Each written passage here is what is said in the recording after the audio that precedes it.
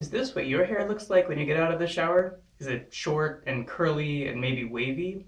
And perhaps you've wanted to try a different kind of style, like with straight hair, and you've always wondered how you could do that. Or maybe you've always wanted to try a look that's more like this. Well, I found a way that works pretty well for short wavy hair, and I'm going to show you how it works. The first tool that you're going to need is a good hair dryer. And this is not just any particular brand thing, but it's more the particular technology that's used. So this is a Conair 1875. And what's special about it is that it uses a ceramic core for its heating element. It uses something called tourmaline. When I first heard about this, I thought it was just hype, but in fact, it's extremely effective at actually helping relax your hair before you get to the next step. I tend to use it at the highest heat setting, and I don't use any of the attachments. I just go directly to go under my hair and on top of my hair, and you'll see me as I move around the different parts of my hair. I go under all the different parts of my hair.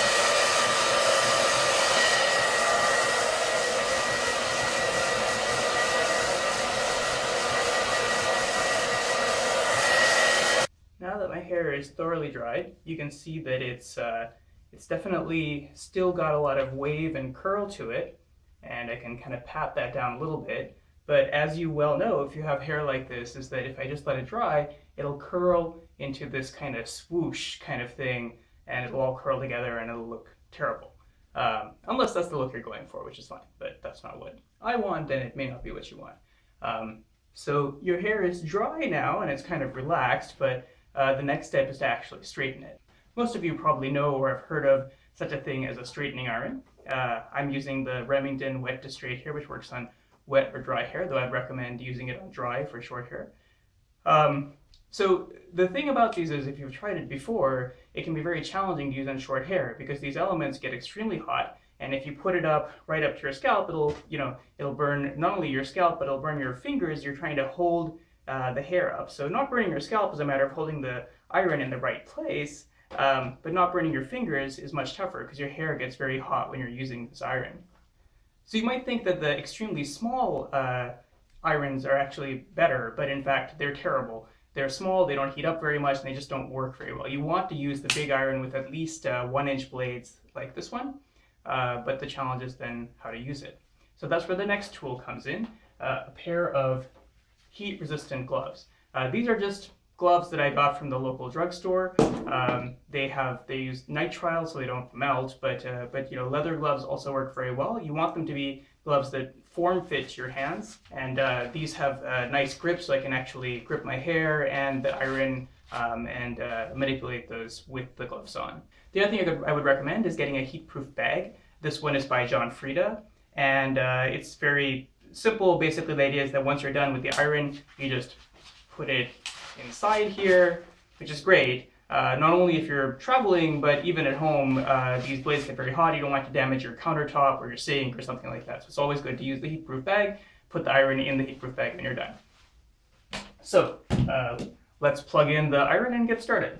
Okay, now the way I'm going to approach the straightening process is I'm going to start with the very front, and I'm going to move towards the back.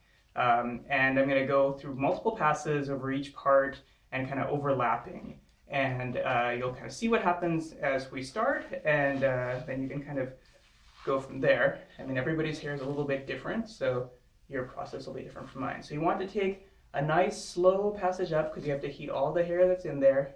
And notice how I'm going right to the scalp, right to the scalp, right to the scalp.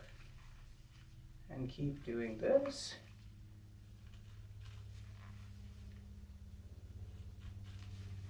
You want to make sure you get all the hair that you want to have kind of like in that straight mode. And sometimes you'll have to deal with different levels of shortness. So one thing is that even though I have the gloves on and they protect me from getting burned by the hair, the gloves do get hot and do give your hands a break every once in a while so that you don't overheat them. It's important to keep your hands safe in this process. It wouldn't be too great if you had straight hair but burned up hands. Here we go, getting at the back, the short bits of hair. It's a bit uncomfortable to get these back ones, but it doesn't take that long. Okay, now I'm gonna do a final pass, quick pass on the very front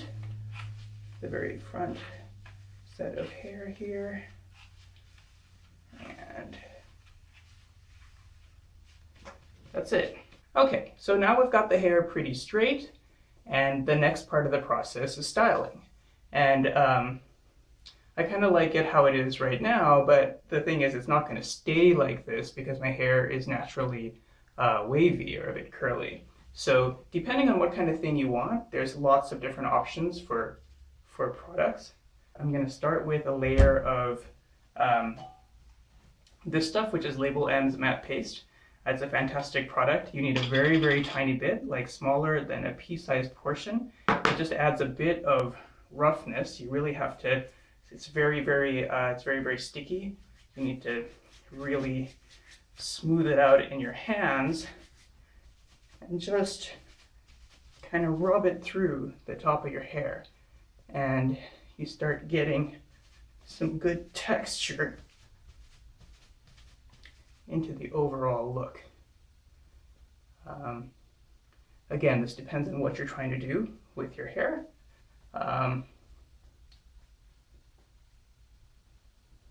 So this is getting close to how I want it to be. I've got the right kind of shape, and I've got pretty much all my hairs in place. The next product to use here, I would recommend, is Hairspray. So I use this stuff, this frizzy stuff, also from John Frieda. You have to be very sparing in how you use Hairspray. And the key, if you have really curly or wavy hair like me, is to get the ends.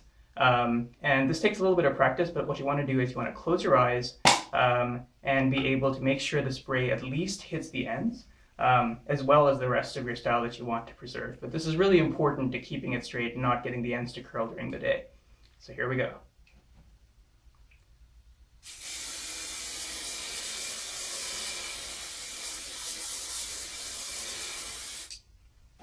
That was probably a bit more than I needed, but today is a bit hot, and I think it will probably help keep things in place.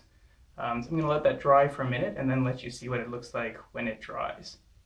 Okay, so a couple minutes have passed and it's fairly dry. And what I like to do is once the hairspray is dried, I can still, you can manipulate it a little bit. I don't want to have the complete stiff look that the hairspray creates, so you can kind of, mess it up a little bit. And the hairspray is going to keep the straightness, but you can kind of play around with kind of placement and what the overall texture looks like to kind of just give it a little bit more naturalness. So here we go, here's the finished product. It's not perfect because I had to do it while not really looking at the mirror. I was trying to look at you, my audience, while I was doing it. But I think you get the idea of the overall technique, and I hope this might be useful to you in whatever styles you find best for your hair. So if you find this video useful, please let me know with a comment. I'd love to hear from you and know what worked and didn't work for you. Thanks.